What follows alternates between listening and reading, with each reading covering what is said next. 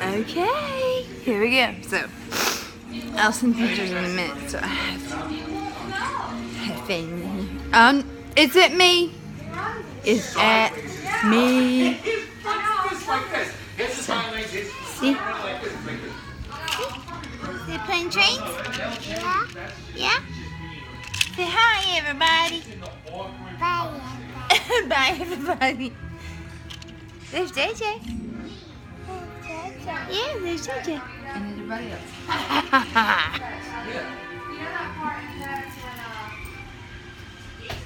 They go find Duke's owner, and that cat pops out of the mason and was like, oh, he died, and all that junk. Yeah. All the things said to JJ. Oh, sweet Jesus. Sal, did you hear that? What? Oh, no, come on. You lost your mind. I'm all blowing and shit and stuff. Okay. I'll be back. Okay, so we'll see. No. The fans here. I don't know how many do.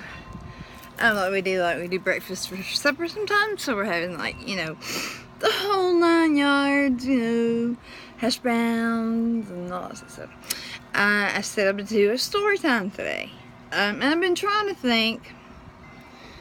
And I have some stories, and some are funny, and some are not.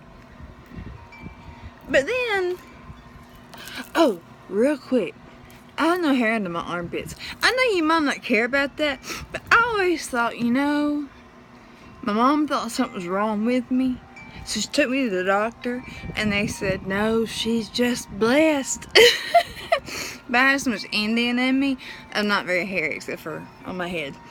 Anyway, I'm sure you want to know that, TMI. But anyway, so yeah. But I was trying to think. Story, but the stories that keep popping in my head right now are John's stories, because John, like I said, he's from Brooklyn, New York. And he lived a totally different life than I did. And, so, some of the things, just like the stories he tells me, they were hanging out, they had like a block, so all the kids on the block would be hanging out, and there were crews back then and all that kind of stuff. And, one of the guy's brothers, he was like, I think he said he was like 12 or 13. He went, I'm not naming names. No names. I don't know no names. He comes down in New York and Brooklyn. There are no city buses that go to Brooklyn. And there was this city bus coming down their street. And opens the door. It's this 12-year-old kid. He stole a city bus. And he's like, yeah, come on, let's go to the city. And they're like, no. He goes, all right, I'll be right back. So he goes off, and another time, he used to steal cars for fun. See, John is a good-hearted man. He's an amazing man. But as a child, he was a delinquent. And I was like the total opposite. I was like the, overachiever. And so that's why I guess our whole thing's funny. Because, people ask how we met, and we actually met on a computer, and it was because of music kind of that we connected. And we dated for a year with him in Brooklyn and me in Birmingham, and then he moved down. And the first time we spoke on the phone, after an hour, I said I have to go, and he turned to his cousin and he goes, she doesn't know it yet, but she's my wife. Things as God has a plan for everybody, and it's not always been easy by any means.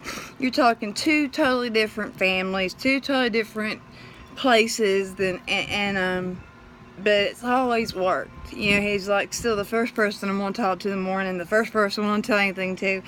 So, but yeah, so I, for the first time, one time, I decided, I'm gonna, we used to fly when we could, back and forth to see each other.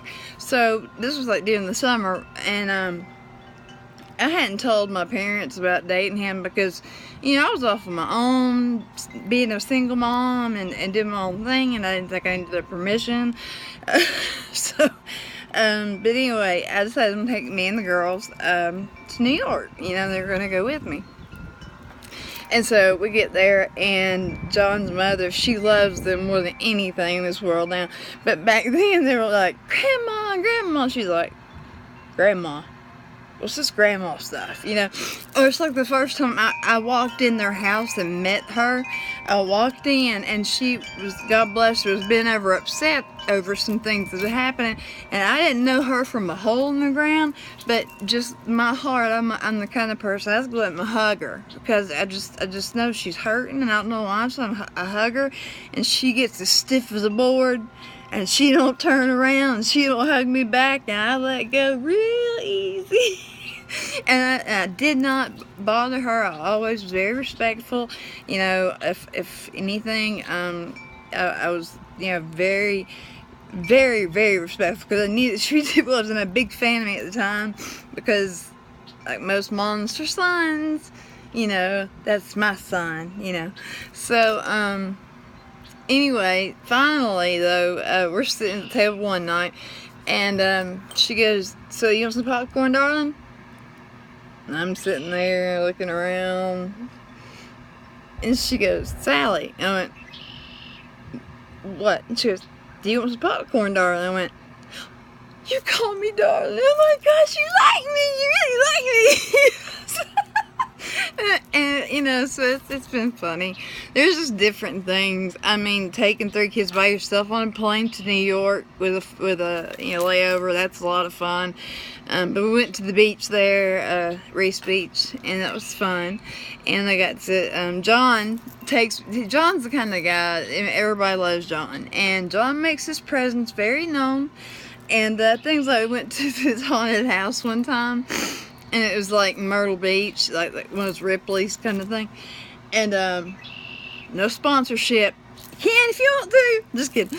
So he turns on his cell phone going, "I got y'all. I got everybody. And if anybody jumps at me, I'm telling you right now, you're getting punched." And he would, because Don does that. If you scare him, you're probably going to get punched. So just like, you know. But yeah, it's just crazy the way our lives are so different. But so the whole fam's over right now. I guess everybody's having dinner over at Mommy's and Daddy's tonight, which is wonderful and blessed. And because Lakeson just got back from Ohio, so I know somebody in Dakota's family needs prayer right now, please. So if y'all could do that, I would appreciate it. And yeah, so if anybody again needs material, writing, song, anything that has to do with that at all, lyrics, I got you covered. I got you covered. I got your back, whatever you need. But thank y'all so much for everything, and please like, sub, and like, and do the little bell that tells you when my videos come on. It would mean a lot to me. So yeah, so I kind of threw a whole bunch of little stories together. I was telling them real quick, I'll tell you this one. We used to have a lake house, and how you go out like toward the canyon, and you know what I'm talking about. And an amazing songwriter named Ronnie Rogers and his amazing wife Mary Jean had been a part of my life since I was my kid's age or tinier. And so they had brought their boat, and it had a couple of Sea-Doos on there. Now Josh is probably about 9, my brother, and so I'm probably like 10. We're only like 16 months apart. So and there was like a 2-seater, and then there was a 1-seater Sea-Doo. And Josh, being the smaller kid, and Josh used to be a rail. I mean, he had the skinniest little legs, the skinniest little arms, and he's not that way anymore, but back then he was just a tiny little thing. And so the little one, of course, is the fastest one, and I was on the 2-seater. So all of a sudden, I always see is Josh just take off and turn, and when he went to turn, he just flew off like 20 feet. it just threw him off. I was sitting there remembering that second. I totally forgot about it. And it literally, all you saw was this little bitty chicken leg boy flying 20 feet from us. So we switched Sea-Doos real quick. But anyway, I hope you all had a blessed day. I hope you're awesome. And I appreciate everybody. And I love you all. And you're all part of my family. You know that. And so yeah. If y'all want anything else from me, let me know. And I'll do the best I can to make you happy. So I love you all. God bless. Love each other. And know that the sun is gonna shine another day. I love y'all. God bless.